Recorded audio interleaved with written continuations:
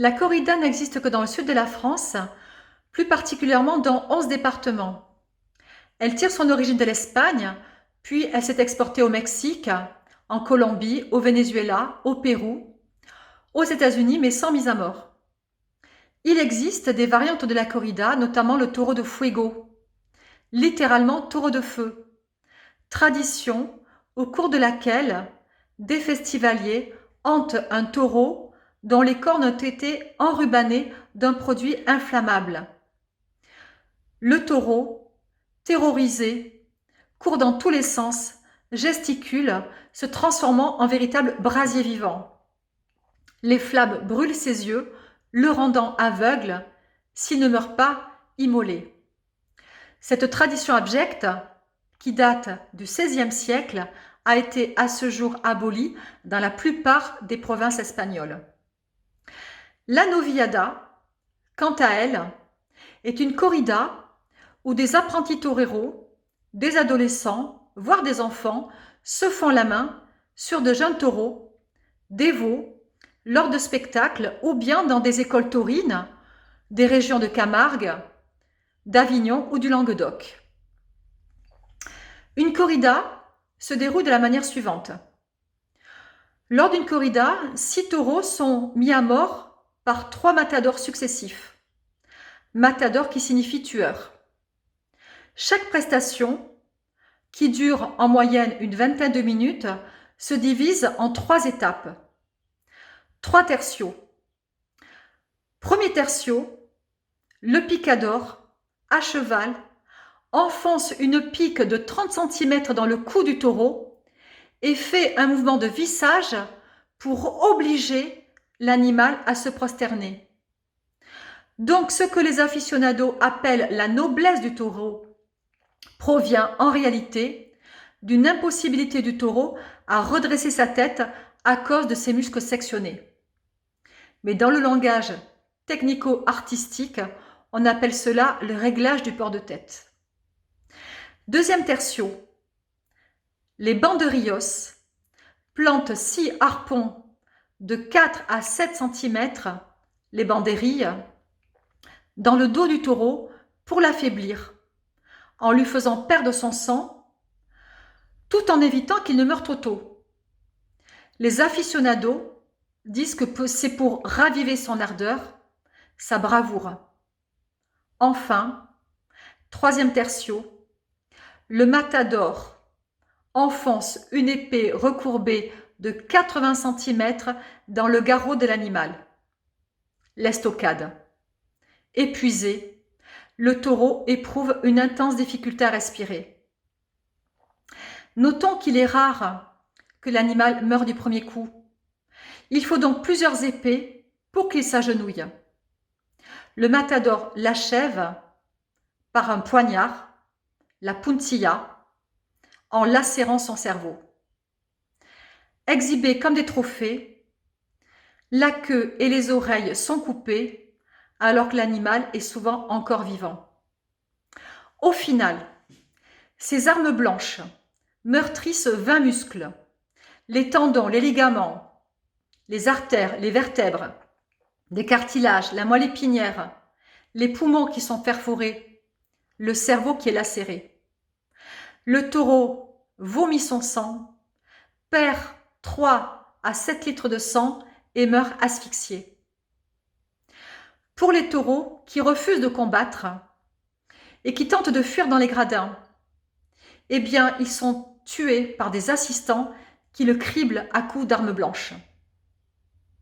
Quant aux taureaux, graciés devant la foule, ils ne survivent pas à leur hémorragie et sont achevés, dans l'immense majorité des cas, en catimini, loin des regards, car ils n'ont plus d'intérêt et sont une charge financière. On comprend que, d'après un sondage IFOP, 75% des Français se prononcent pour l'abolition de la corrida, tradition jugée archaïque et barbare.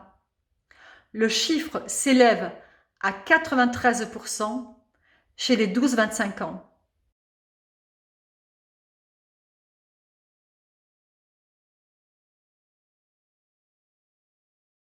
Mais comment peut-on oser affirmer que le taureau jouit du spectacle de sa propre torture en étant transpercé par un arsenal d'armes tranchantes, au total 9? Cet animal imposant est un mammifère comme nous, c'est un être sensible, constitué des mêmes organes. Les blessures dans sa chair sanguinolente que lui infligent ces tortionnaires et la situation inédite dans laquelle il a été placé sont à la fois une torture physique mais aussi psychologique. Celui qui tend l'oreille entend ses gémissements d'agonie, sa détresse, son râle funeste, ironiquement masqué par la toute-puissante musique enivrante de Georges Bizet, mais aussi par les applaudissements, les rires, les cris d'une foule en liesse galvanisée. Il faut dire que toute cette théâtralisation, cette mise en scène, l'habit dit de lumière du matador, la charge émotionnelle de la musique, tout ce folklore donne l'impression d'accéder à une dimension sacrée, presque esthétique, alors qu'elle n'engendre qu'une démission de la raison et un assèchement du cœur. En fait, la production massive d'endorphines n'est qu'une réaction physiologique, un SOS, pour tenter d'atténuer la douleur, mais sans pour autant la masquer. Le Conseil de l'Ordre des vétérinaires s'est positionné pour l'abolition de la corrida en 2015. D'après le Code pénal, exercer des actes de cruauté sur un animal est passible de 30 000 € d'amende et de 2 ans de prison. Ça veut dire que dans 90 départements, les toreros sont considérés comme des tortionnaires d'animaux. Au passage, la loi française peut faire sourire dans la mesure où la corrida est interdite dans toutes les villes, sauf là où elle se pratique. Beaucoup ignorent la souffrance du taureau avant le combat. En effet, avant le combat, le taureau est enfermé pendant 24 heures et on le prépare, ce qui signifie qu'on l'affaiblit par différents procédés.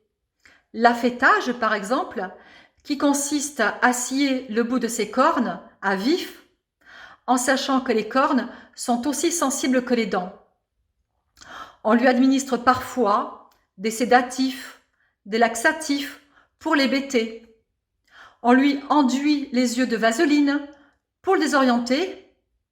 Entre parenthèses, le taureau est naturellement myope. Les aficionados se plaignent d'ailleurs souvent de la mollesse des taureaux, de leur indolence. Mais à la souffrance du taureau, il faut ajouter la souffrance des chevaux. En 1928, un décret a été promulgué pour rendre obligatoire le port du carapaçon pour les chevaux, lesquels se faisaient régulièrement éventrer par les taureaux. Mais cette mesure n'a pas du tout été appréciée par les aficionados, férus de cette charge émotionnelle, cette charge d'adrénaline supplémentaire. Les arènes de Dax, par exemple, refusent de protéger le cheval pour attirer les spectateurs. Ainsi, à la jouissance de cette mise à mort ritualisée du taureau, s'ajoute la délectation dans le risque de voir le cheval se débattre dans ses propres entrailles.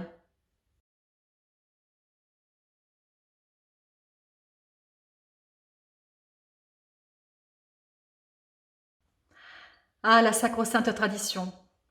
Justifier la sacralité d'une tradition au prétexte de son ancienneté n'est pas un argument recevable, puisque de nombreuses traditions, dont les origines sont obscures, voire carrément confuses, n'ont justement pas d'autre argument que leur ancienneté.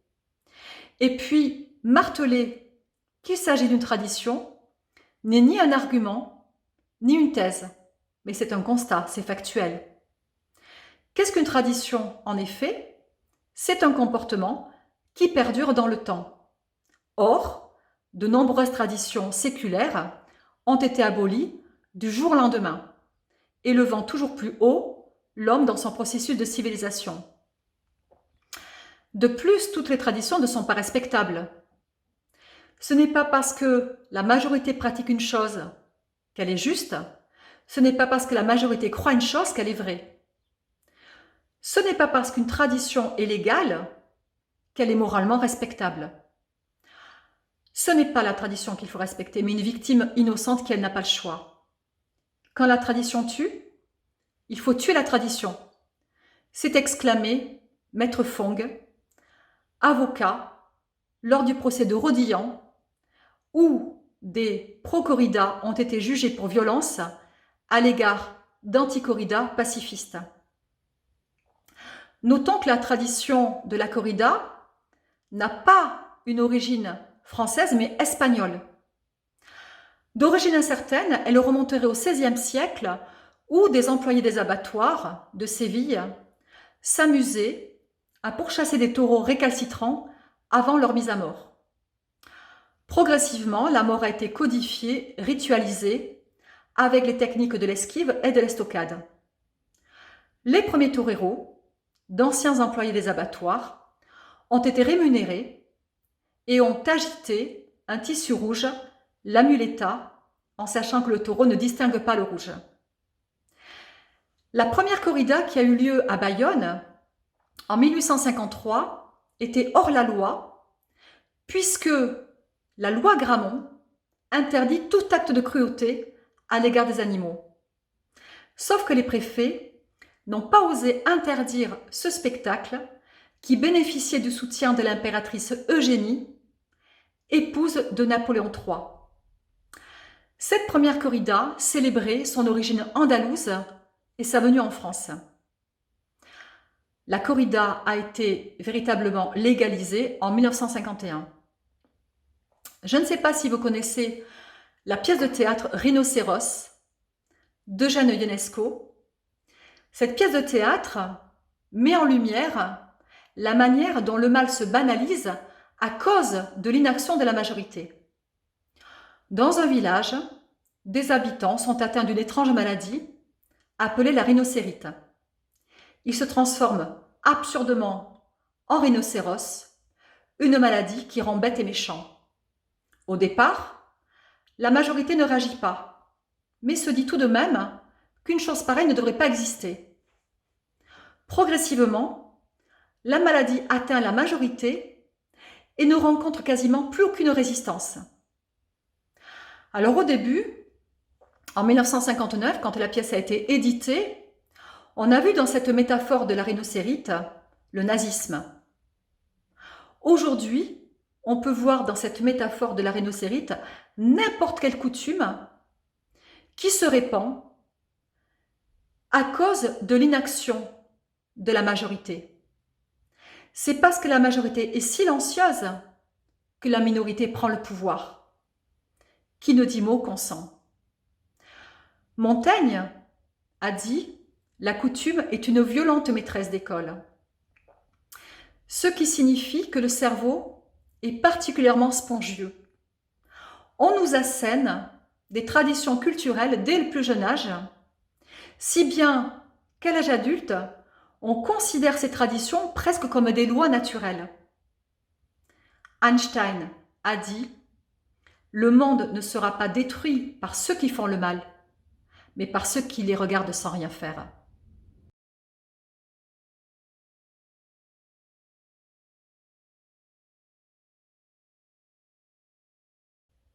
Cet animal n'est pas naturellement agressif. C'est un herbivore, plutôt impassible et pacifique. On le force à être agressif, comme on apprend à un soldat à se battre sur un champ de bataille ou à un chien à devenir un chien d'attaque ou de combat. Sur les réseaux sociaux circule une vidéo de Fadjen, un taureau qui était destiné à la corrida, mais qui a été sauvé par un breton, Christophe. Fadjen est devenu le symbole pour les associations anti-corrida. On le voit s'amuser comme un animal de compagnie, certes un peu imposant, répondre de son nom, se coucher délicatement à côté de son sauveur. Le torero, Belmonte, reconnaît qu'un taureau n'est pas naturellement agressif. Dès son entrée dans une arène, endroit qu'il n'a jamais vu auparavant.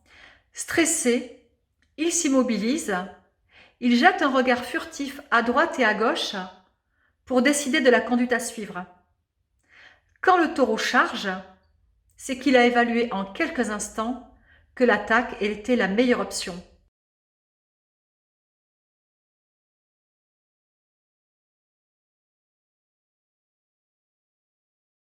Les aficionados assimilent souvent la corrida à un art. Qu'est-ce qu'un art? Au sens strict, c'est un ensemble de savoir-faire aboutissant à un résultat optimum.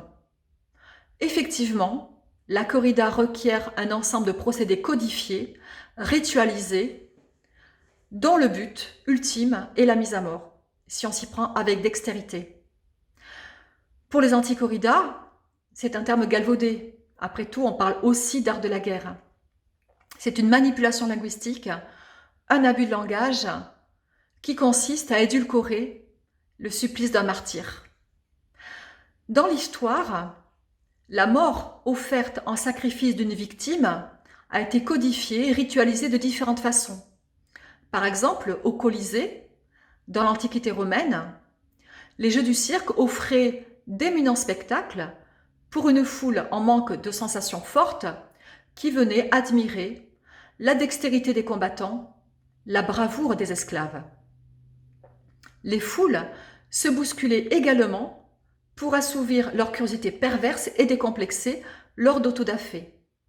Autodafé qui signifie acte de foi, où l'on brûlait, à petit feu, des pseudo-sorcières, des hérétiques, en grande cérémonie. Cette tradition purificatrice religieuse a tout de même perduré pendant 7 siècles en Europe. Quant à l'argument, le taureau a sa chance. Je vais proposer un chiffre comparatif. 32 toreros sont morts dans les arènes en 100 ans. À côté de ce constat tragique, 41 500 taureaux ont trouvé la mort dans les arènes ces 50 dernières années. En Espagne, rien qu'en 2005, 5 532 taureaux ont trouvé la mort. La torera française Marie-Sara se targue d'avoir abattu 1000 taureaux pendant sa carrière. Honnêtement, si les toreros avaient conscience de n'avoir qu'une chance sur 2 d'en réchapper, oseraient-ils se mesurer à un tel animal? Pourquoi ne pas proposer un tigre, un lion, un chien de combat?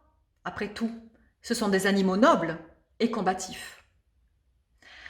Rappelons que la corrida est autorisée aux enfants de moins de 10 ans. En inculquant cette tradition le plus tôt possible, les aficionados espèrent faire perdurer cette tradition le plus longtemps possible.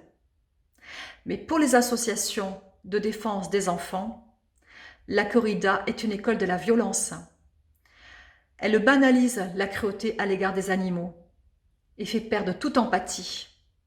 L'empathie, qui est la capacité à se mettre à la place de l'autre.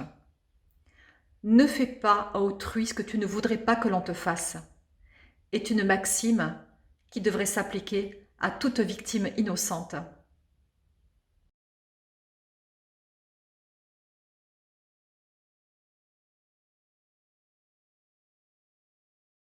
Le courage ou l'héroïsme se vérifie dans des situations à risque impromptues. Durant le spectacle, si le taureau a le malheur de prendre le dessus, une armada de tortionnaires vient à sa rescousse. Donc il n'y a pas d'égalité. Les protagonistes ne s'affrontent pas à armes égales. Les aficionados défendent aussi l'argument d'autorité selon lequel des personnalités sont pour la corrida. En effet, 40 célébrités ont signé une tribune en 2019 pour défendre cette soi-disant noble tradition culturelle. En effet, Hemingway, le peintre Édouard Manet, Emmanuel Macron, Emmanuel Valls, Alain Juppé, Picasso, l'avocat Éric Dupond-Moretti, Pierre Arditi, Jean Reno, Raphaël Enthoven sont paradoxalement de fervents défenseurs de la corrida. Or, la respectabilité ou la grandeur morale d'une personne ne se mesure pas à son statut social ou à sa popularité, mais à la manière dont elle traite ses pairs et plus particulièrement les plus faibles.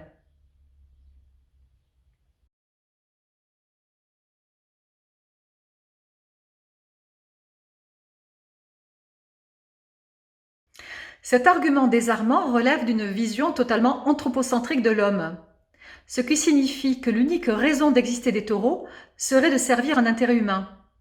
Et la meilleure façon de sauvegarder une espèce serait de la tuer au lieu de la protéger dans des réserves naturelles. À l'origine, cette race de taureaux vivait paisiblement, en toute liberté, en pleine nature dans le sud de l'Espagne. Puis tout à coup, ces taureaux ont été téléportés dans des pays étrangers où la tauromachie est devenue une passion. Le jour où la corrida disparaîtra, on peut espérer que les rescapés coulent une retraite heureuse dans de grands espaces, en Camargue par exemple, où nous pourrons les admirer comme des vestiges vivants d'une époque révolue.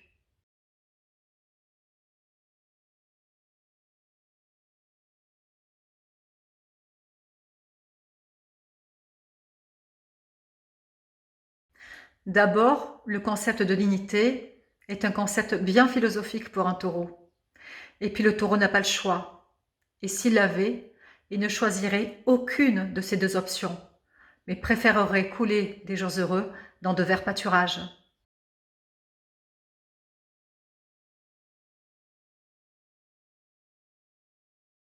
C'est un argument fallacieux. La plus grande feria en France a lieu tous les ans à Bayonne, où elle accueille plus d'1 million de festivaliers qui viennent pour faire la fête, mais pas forcément pour se rendre dans des arènes pour assister à une corrida. En réalité, les corridas sont un gouffre financier pour le contribuable, et oui, parce que les corridas ne survivent que grâce à nos impôts transformés en subventions. Organiser une corrida coûte très cher, des centaines de milliers d'euros. En 2011, par exemple, les 7 corridas à Bayonne ont accumulé un déficit de 400 000 euros qui ont été comblés par nos impôts. En 2015, la corrida de Mont-de-Marsan a coûté très cher, 400 000 euros de taureau d'achat, plus le salaire du torero. En plus, si c'est un torero de renommée internationale, comme Alioli, il va toucher par prestation 150 000 euros. 15 matadors se sont succédés entre le 20 et le 24 juillet, faisant le total. Toutes ces subventions pourraient être reversées à des causes plus édifiantes. En 2015, la tradition française de la corrida, la tradition espagnole et portugaise a reçu de la PAC plus de 100 millions d'euros de subventions. Aussi, la moitié des eurodéputés ont décidé de l'arrêt de ces subventions outrancières. De nouvelles règles entrent en vigueur en 2023.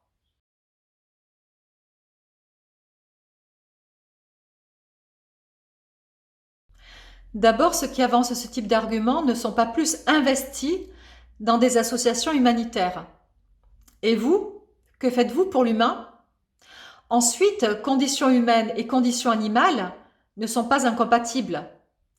Les défenseurs de la cause animale ne préfèrent pas les animaux aux humains.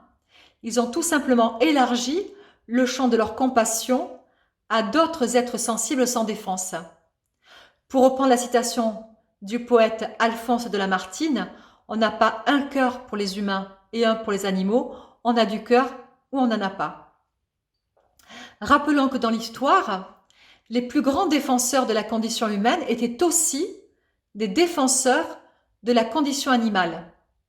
Victor Hugo, par exemple, qui a dénoncé l'exploitation des enfants, a présidé la loi Grammont, loi qui condamne les sévices infligés aux animaux.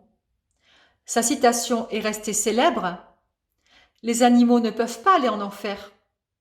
Ils y sont déjà. » Et puis Voltaire, Pythagore, Darwin, Einstein, Léonard de Vinci, Socrate, Platon, Virgile, Horace, Gandhi, Sénèque, Abraham Lincoln, qui a aboli l'esclavage en 1848, tous végétariens pour les raisons que l'on sait, concilier parfaitement bien condition humaine et défense de la condition animale.